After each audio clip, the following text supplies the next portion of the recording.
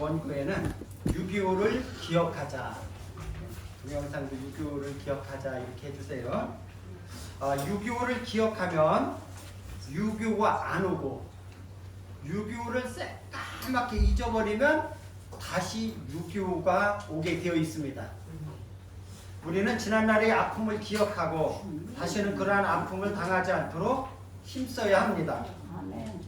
북한의 김정은이는 작년도 2023년 신년사에서 김정은이가 작년도 신년사에서 한 얘기입니다. 남조선 괴리들이 의심할 바 없는 우리의 명백한 적이라고 규정하고 전쟁 동원 준비를 강조했습니다. 그런데 참 믿어지지 않는 일이 있었어요. 불과 2, 3주 전에 현재 야당 대표인 이재명이 자기 최고위원회에서 한 발언이 크게 화제가 되었어요. 이재명 대표는 최고위원회에서 선대들, 우리 북한의 김일성, 김정일 주석이, 우리 북한이래, 우리 북한의 김정일, 김일성 주석의 노력들이 폄훼되지 않도록, 훼손되지 않도록 노력해야 됩니다라고 망언을 했어요. 아니, 6.25 전쟁을 도발하여 우리 민족이 300만 명의 사상자를 일으킨 전쟁 주범 김일성이 무슨 노력을 했기에 그 노력이 폄훼되지 않도록, 그 노력이 훼손되지 않도록 노력을 해야 된다고 이렇게 말을 합니까? 참 정말이지 기가 찰 노릇이에요. 이게 오늘 우리나라의 현실이에요. 우리나라가 언제부터인가 전쟁을 일으킨 주범 김일성을 찬양하고 북한을 미화하고 동조하고 대학가와 서울 시내 한복판에 인공기가 펄럭이도록 버젓이 인공기가 펄럭이고 종북 주사파들이, 종북 좌파 주사파들이 이번 4월 22일인가요? 10일 22대 국회의원 선거에서 몇 명이 국회의원이 돼가지고 지금 국회에 들어가 있어요. 완전 종북 좌파 주사파들이. 그리고 그들은 북한 노동당의 대변인 역할을 하고 있어요. 우리나라 정부에 대한 모든 것을 찬양하고 힘을 주는 것이 아니라 그들이 하는 발언이나 그들이 하는 모든 행동은 북한 노동당의 대변인 역할을 하고 있는 것입니다. 처참했던 6.25 74주년을 맞이해서 6.25가 왜 일어났을까요? 그 6.25가 일어난 원인이 무엇일까요? 첫 번째는 6.25가 일어난 것은 적화야육에 불타는 김일성이 남침하여 일어난 겁니다. 6.25는 언제든지 호시탐탐 저 남한을 집어삼키고 북한으로 완전히 적화 통일하려고 그 야육에 넘치는 김일성이 도발해서 생긴 것이고, 두 번째는 이렇게도 볼 수가 있어요. 믿음의 눈으로 보면 우리 목회자들이, 우리 목사들이 죄악 때문입니다. 그것을 제가 오늘 여러분들에게 고발을 할게요. 낱낱이 파헤칠게요. 1938년 그때는 일제 시야 때예요. 일제 시야 때 1938년 9월 10일 평양에 있는 서문박 교회에서 조선예수교 장로의 제27차 총회가 열렸어요. 27차인데 지금은 이제 명맥을 이어서 우리 그냥 기독교 그 합동축이 총합축이 지금 103인가 이렇게 왔어요. 그런데 27차 총회에서 신사 참배를 반대하던 목사들을 미리 감금해 놓고 그 회의에 참석하지 못하도록 감금해 놓고 신사 참배를 불법으로 가결했어요. 우리 기독교인이 이제 일본의 천황에 대해서 이렇게 참배를 해야 된다라는 것을 가결을 했어요. 그리고 그들은 교회의 종을 떼어 전쟁 무기 만드는데 헌납했고 신앙의 절개를 지킨 목회자들, 그 중에서도 유명한 주기철 목사, 손양원 목사, 최건록 목사 등 이런 분들은 죽어도 우리는 신사 참배를 하면 안 된다라고 그들이 외치고 했는데 그 사람들을 다 옥에 가뒀습니다. 그리고 그들은 결국은 옥에 갇혀서 고문으로 죽어가기도 하고 반병신 되어서 이렇게 또 추록하기도 하고 이렇게 했습니다. 이렇게 무서운 형벌을 받고도 해방이 되자 회개하기는커녕 서로 교권 다툼이 일어나고 그 교권 다툼은 오늘날까지 일어나는 거예요. 그래서 계속 자기가 우두머리 되겠다고 싸움을 해가지고 또 갈라지고 이렇게 분열이 일어나는데 또 좌와 우로 해방이 되고 나서 우리나라는 얼마나 기뻐했습니까? 그러면 한마음 한뜻이 되어서 나라를 세워서 대한민국을 위대한 대한민국을 세워나가야 되는데 좌와 북으로 진영이 갈려가지고 매일 싸움하라고 매일 데모하고 그러니까 하나님께서 우리 민족의 죄를 징벌하고 회개의 눈물을 흘리게 하기 위해서 6.25 전쟁을 일으켰다고 볼 수도 있습니다. 1950년 6월 25일 새벽 몇 시에? 4시 고요하고 모든 사람이 잠을 자는 그때에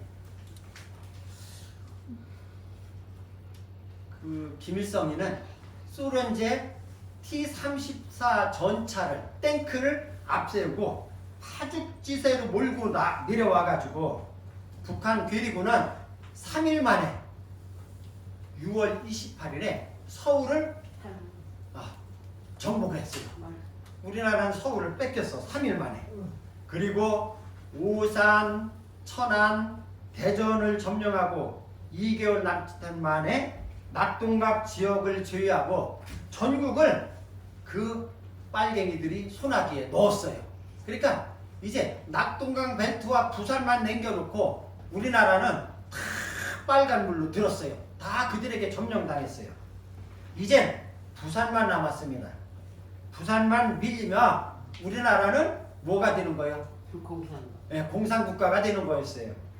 바로 이때에 우리 이승만 대통령은 한국 기독교 교계 대표인 목사, 장로들을 부산 도지사, 관사를 불러 모아서 기도를 부탁합니다.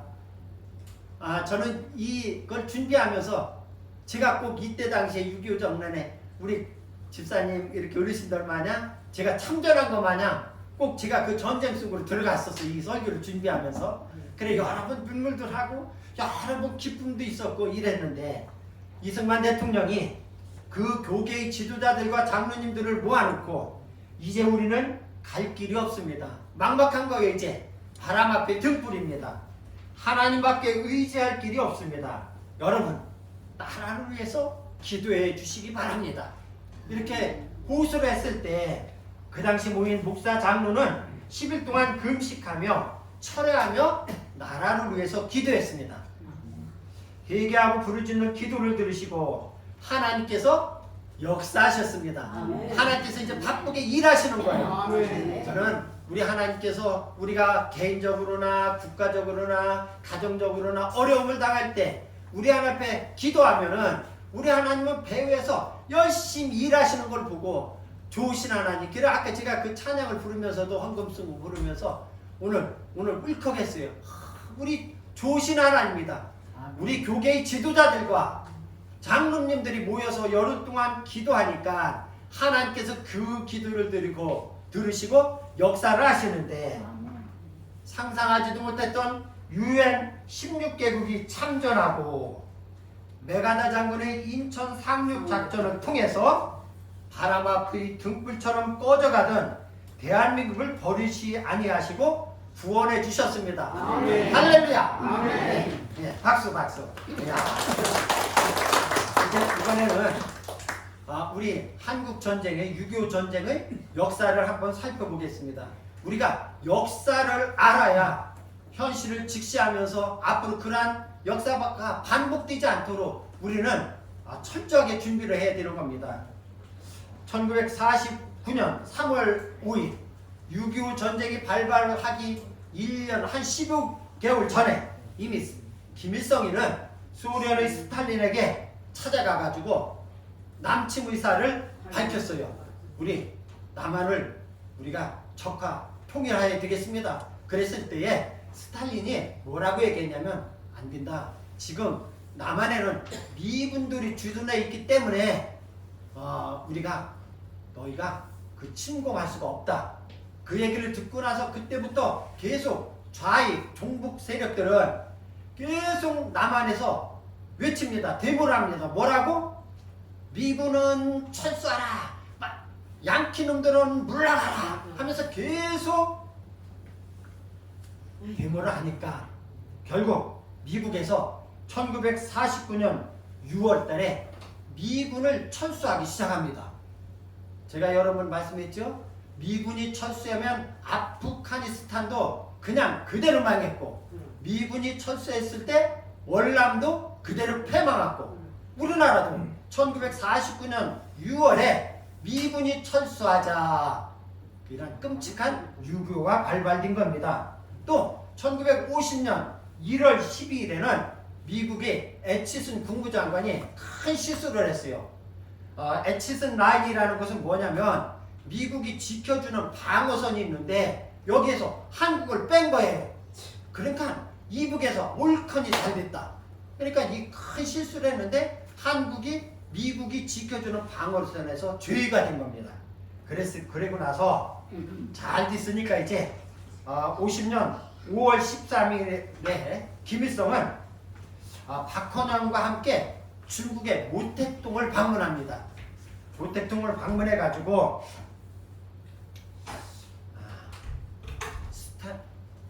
우리가 남한을 공격할 테니까 도와주세요. 그랬더니 그래 그러면 너희는 스탈린에게 가가지고 너희가 전쟁하면 스탈린도 그 전쟁에 개입하겠다는 동의를 얻어라. 그러면 우리도 그 전쟁에 개입하고 우리가 파병할게.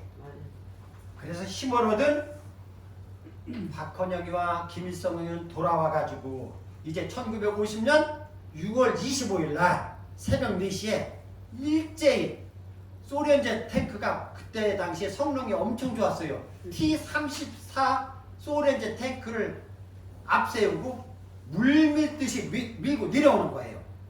그래가지고 아까 말씀드렸듯이 3일 만에 북한군에 의해서 서울이 점령당했어요. 그리고 나서 이제 1950년 9월 15일 그 유명한 극동군 사령관, 유엔군 사령관인 메가다 장군이 인천 상륙작전을 하게 됩니다.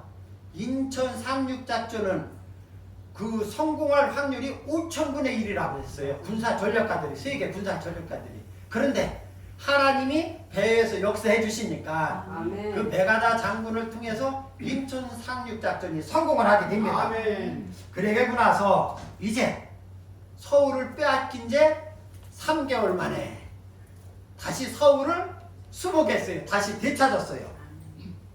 그리고 50년 10월 1일 지금 저 컴퓨터에서 이렇게 하고 있는 우리 큰아들이 그 군대인데 그 군대가 제일 앞장서 가지고 3파선을 돌파했어요. 이제 밀어붙이기 시작하는 거야. 그래서 10월 1일이 3파선을 돌파해가지고 이렇게 올라간 날을 기념해서 우리나라 국군의 날이 10월 1일이. 그래 기념일을 그때 정한 거예요. 예, 그 3파선을 밀고 올라가는 것을 기념해서. 그렇게 하고 나서 10월 19일에는 평양을 점령을 했어요. 그리고 그 다음에는 10월 26일에서부터 10월 말일에는 압록강, 두만강 그 최북단 초산이라는 것 때까지 완전히 우리나라 다 북한을 점령을 했어요. 그러니까 바로 모택동이가 이거 큰일 났다. 저놈들이 이북까지 다 점령하면 자기네들이 위협을 느끼잖아요.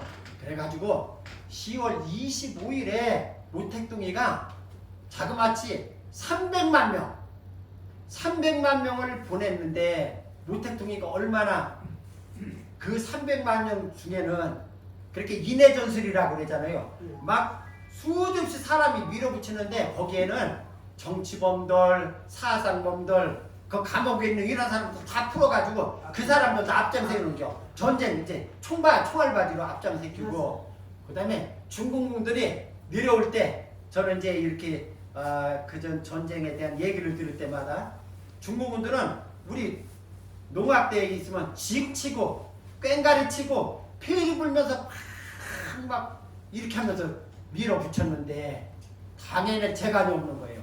원래 많이 수많은 군사들이 그냥 개미떼 같이 밀고 내려오니까 다시 우리 그 군인들은 유엔군들은 1950년 12월 4일에 평양을 다시 빼앗겼어. 평양에서 철수 다시 후퇴할 수밖에 없잖아요. 그 다음에 12월 14일에는 흥남에서 철수 시작하는데 우리 그 전에 우리 그 목자분들하고 어른들 국제시장 영화 봤잖아요. 국제시장에 보면은 흥남부대 큰 배에 막 사람들이 막 무지무지하게 타고 막 거기에는 유엔군, 한국 군인들, 피난민들이 수없이 많이 타가지고 10만 명이 흥남 철수를 하는데 거기에서 눈보라가 휘날리는 바람찬 흥남부두에 굳세어라 금순이가 그때 나온 노래예요. 그게 눈보라가 막 몰아치는데 한 사람이라도 더 태우려고 배에 가판 위에 막 매달려서 막 다 내려왔어요.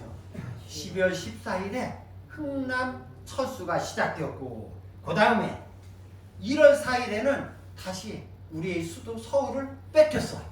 중국군들에게 의해서. 그래가지고 3월 15일에 다시 우리 유엔군과 국군들이 힘을 합쳐서 서울을 어떻게 했어요? 다시 탈환을 했어요. 뒤찾았어요. 그리고 나서 이제 1953년 계속 이제 전쟁이 3파선을 앞에 두고 아까 우리 김옥분 권사님 남편 국군 되신 남편께서 백마고지 전투 그 3파선을 사이에 두고 지리할 정도로 낮에는 저쪽 북한이 뺏었고 또 밤에는 북한이 뺏고 낮에는 우리가 뺏고 수도 없이 주인이 바뀌는 이란 전쟁 속에서 1953년에 소련의 수상 스탈린이 죽는 거야. 갑자기 죽었어요.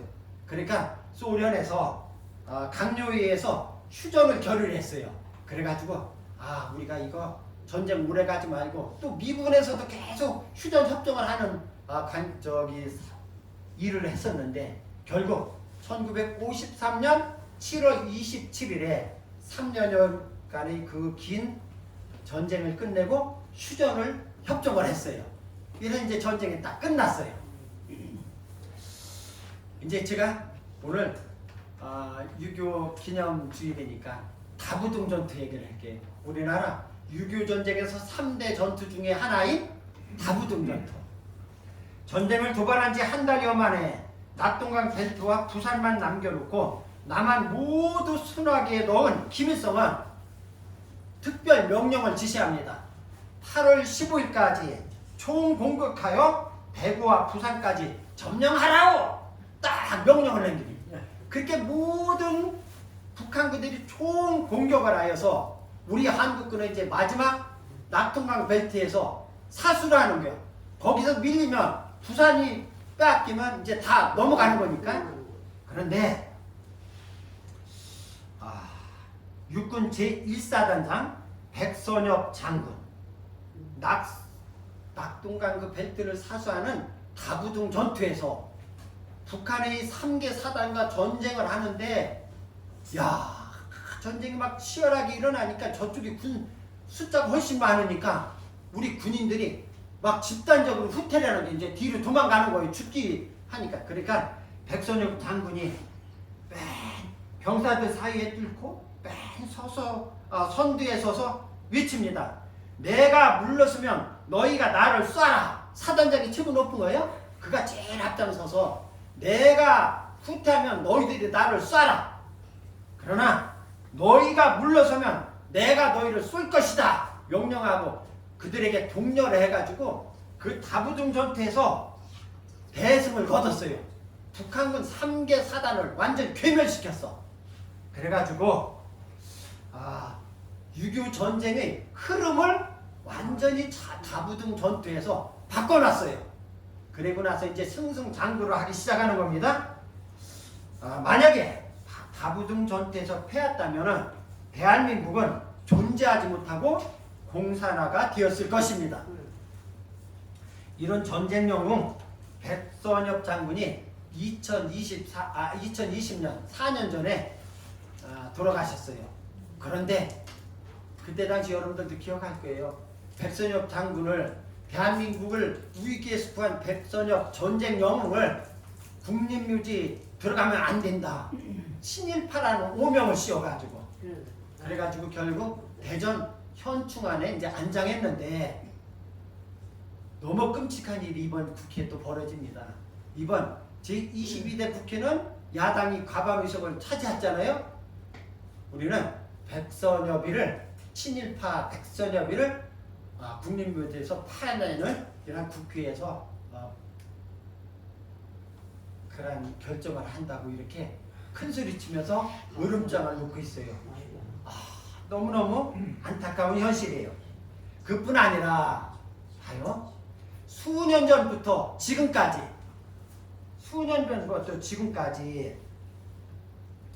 진보단체에서는 인천의 자유공원에 뭐가 있을까요? 예. 인천의 자유공원에는 메가다 장군의 동상이 있어요.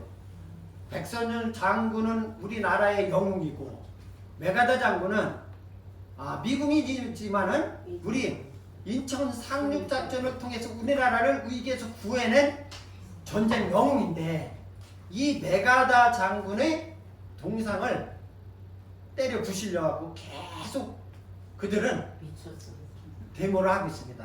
그들은 뭐라고 외치냐면은 내가 치유의 원흉 아니 우리에게는 전쟁 영웅인데 그놈들이 진보단체에서 하는 얘기는 치유의 원흉 메가다 동상을 철거하고 양키 군대를 추방하고 자주 통일해서 평화로운 조국을 만들자. 지금도 그놈들은 거기서 데모하고 있어요. 이 나라를 살린 위기에서 구한 전중 영웅들을 그들은 아주 치유의 원흉이라고 하면서 그 동상을 철거하라고 집회를 하고 있습니다. 사랑하는 성도 여러분, 지금 우리는 나라와 민족을 위해서 기도해야 합니다. 아멘. 대한민국은 세계에서 가장 잘 사는 나라가 되었는데 이 모두가 하나님의 은혜이고 전쟁 영웅들 오늘 이렇게 두 분의 이제 우리 어른들도 계시지만 이 나라를 위해서 또 지금 70대, 80대, 90대 어른들은 전쟁에 참여하지 않았어도 그들은 이 나라가 이렇게 부흥하고 성장하고 선진국으로 가게 되게 한 일동공신들이에요. 우리들 모두는 여기 앉아 계신 모든 어르신들은 우리 대한민국의 위대한 애국자들입니다. 불과 50년 전만 해도 우리나라는 세계에서 가장 못 사는 나라 중 하나였습니다. 1960년 우리나라의 국민소득이 89불로 그때 UN 가입한 나라가 125개국인데 그 중에서 101번째로 세계 최빈국 그룹에 속했었어요. 최고 못 사는 나라 그룹에 속했던 우리나라인데 그 당시 북한은 49위, 엄청 잘 사는 나라였어요. 우리나라보다 49위로 세계에서 중간 그룹으로 우리 남한보다 훨씬 더 잘 살았습니다. 그런데 그때 중요하지 않아. 지금이 중요해요. 지금은 비교조차 할 수 없는 우리나라는 이제 저 왜한테 띄워? 예. 우리는 세계 10위 안에 드는 경제 대국이 되었고 금년도 세계 군사력에서 이게 이제 해마다 세계 군사력에 이렇게 평가를 해요. 군사력에서 보세요. 1위는 이제 우리나라가 몇 위? 5위인데 봐요. 두 번째 세계 경제 대국 톱 10에 들었다는 게 10번째 안에 드는 나라고 두 번째는 세계 군사력 5위예요. 1위가 미국, 2위가 러시아, 3위가 중국, 4위가 인도. 우리나라가 몇 위? 5위. 그 막강했던 영국이 우리 뒤에 있어. 우리나라를 지배했던 그 일부는 저 어디에 있어. 이야, 제가 이런 거 지금 다 이제 자료를 수집하고 했는데 너무너무 기분이 좋은 거예요. 일본 놈들이 우리 뒤에 있다는 게. 그 다음에 세계 강대국. 이게 세계 강대국은 뭐를 가지고 했느냐면은 인구, 그 다음에 군사력, 경제력, 정치, 외교, 문화 이런 것을 다 합쳐서 세계 강대국을 이렇게 선점하는데 거기에서는 6위야. 6위. 봐요. 작년도에는 8위였었는데 올해 6위로 2단계 뛰어 올랐어. 거기도 세계 강대국은 항상 미국, 2위가 중국, 3위가 러시아, 4위가 독일, 5위가 영국, 그 다음에 우리나라, 그 다음에 프랑스. 그 다음에 어디 일본 어디 있어? 뒤에. 안 보여. 여기서 박수 한번 쳐. 박수 한번. 야. 그리고요. 이게 그 나라에 얼마나 부자냐, 그 나라에 얼마나 안정기냐는 뭐를 가지고 평가하느냐면 위안부유고. 그렇지. 우리 IMF 때 위안부유고가 가봤더니 창구를 들여다봤더니 텅텅 비었어. 그래가지고 나라가 부도가 났잖아. 근데 작년도 9월달 현재 위안부유고가 얼마냐면 4,141억 2천만 달러가 우리 그냥 금고에 국고에 꽉 차 있어. 이게 세계 부유요. 대단한 나라예요. 이 모든 것이 대한민국의 공산화를 막기 위해 피 흘려 싸우신 유교 참전 용사와 세계 평화와 자유 수호를 위해 이역만리 열대지방 정글의 나라 베트남에서 피 흘려 싸우신 38만 명의 파월 장병들, 그들의 피값으로 경부고속도로를 놓았고 포항제철 같은 공장을 세워서 경제개발 박정희 대통령이 경제개발 5개년 계획 1차, 2차, 3차, 4차, 5차, 6차 하면서 7차 하면서 이 나라를 이렇게 경제 대국으로 발돋움해 놓은 것입니다. 아멘. 절대 빈곤 속에서 세계에서 가장 못 살던 나라가 새마을 운동으로 보릿고개를 없앴고 그렇죠. 새벽종이 울렸네 새 아침이 밝았네. 예. 너도 나도 일어나 새마을을 갖고 있어요. 그리고 이렇게 해가지고 없앴고 IMF로 국가 부도가 났던 나라가 온 국민이 장롱 속에 있는 우리 애기, 우리 자식들이 백일반지, 돌반지, 또 결혼기념일 받은 금부치를 다 긁어 모아다가 나라에 내가지고 우리나라는 그 IMF에서 벗어나는 놀라운 역사를 일군 나라입니다. 아멘. 그렇게 온 국민들이 힘을 모으고 세워진 이 나라가 지금 위기가 다가오고 있습니다. 하나님 은혜를 망각하고 멀리하면 우리 앞에 다시금 6.25 같은 큰 일을 당하게 됩니다. 이스라엘의 역사를 보아 알 수 있듯이 그들은 택한 백성이요 선민이라고 합니다. 이스라엘 백성들을 가리켜서 우리는 하나님이 택한 백성이고 하나님이 백성이고 선민이다라고 하는데, 그런다 할지라도 그 백성들이 하나님을 멀리하고 하나님 은혜를 망각하고 우상을 섬기며 딴짓을 하면은 하나님 은혜로 하나님께서는 바벨론과 하나님은 블레셋 같은 나라들을 통해서 몽둥으로 사용해가지고 이스라엘을 징계하셨습니다. 하나님 은혜로 이렇게 살기 좋은데 온 나라가 보면은 불평과 원망과 분쟁으로 가득 차 있는 것을 보면서 이스라엘 백성들을 생각하며 저는 목사의 한 사람으로서 두렵고 떨리는 마음이 있습니다. 이렇게 되면 안 되는데 우리가 하나님의 은혜를 감사하면서 서로 사랑하면서 감사하면서 한 나라로 세워나가야 되는데, 어떻게 우리 국민의 대표를 뽑은 국회의원들은 거기만 가면 매일 쌈박질만 하고, 그래서 저는 너무 두렵고 떨려요. 하나님 이 나라를 다시 6.25와 같은 전쟁 그러한 몽둥이를 들을까봐 걱정이 되는 겁니다. 구약 성경에 보면 민수기 20장 5절에 보면 그들은 그 애굽 땅에서 종살이 430년 종살이하는 곳에서 건져내서 구해 왔는데 그들이 툭하면 불평하고 원망하는데, 민수기 20장 5절에 보면 너희가 어찌하여 애굽에서 나오게 하여 왜 우리를 해방시켰냐 이거요. 종살이에게 놔두지.